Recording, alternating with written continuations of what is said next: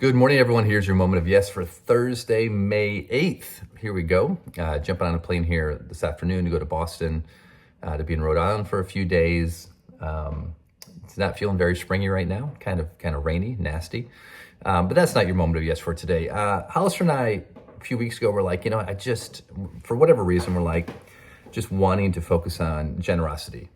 How can, and for me, I'm like, all right, I just want to be more generous in simple situations, and I don't know what that means, but like whether it's, someone standing on the street corner or buying someone's coffee or just picking up a check, just being more generous. I saw a study that came out recently. This sociologist for years would take two college students, and they knew they were part of a study, put them in a room.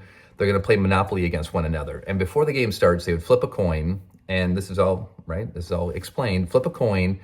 One person would be the rich person. The other person would be the poor person, meaning the rich person started with property. They get to roll two dice. And every time they pass go, they get $200. The poorer person has no property. They only get to roll one dice. They get around the table less. And every time they pass go, they only get $100. And he said, even though they both knew that it was based on the flip of a coin, immediately, once the game starts, the behavior of the rich player changes, transforms. How they treat the other person, the arrogance, the entitlement. And they did this study with hundreds and hundreds and hundreds of people. Here's the curious thing. When they would interview the wealthy player after the game, hey, what was it what was the main reason that you think that you did so well and that you dominated the game?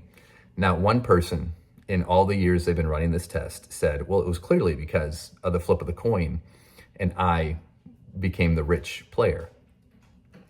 Fascinating. Fascinating. So, this does not mean people don't work hard. This does not mean that people don't deserve things.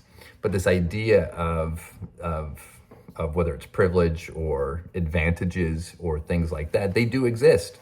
I'm living proof. And so to not acknowledge them would be ridiculous. That doesn't mean people who are successful haven't worked hard. All of that to say, regardless of whether you find yourself as they have or as the have not, we can still be kind and we can still be generous.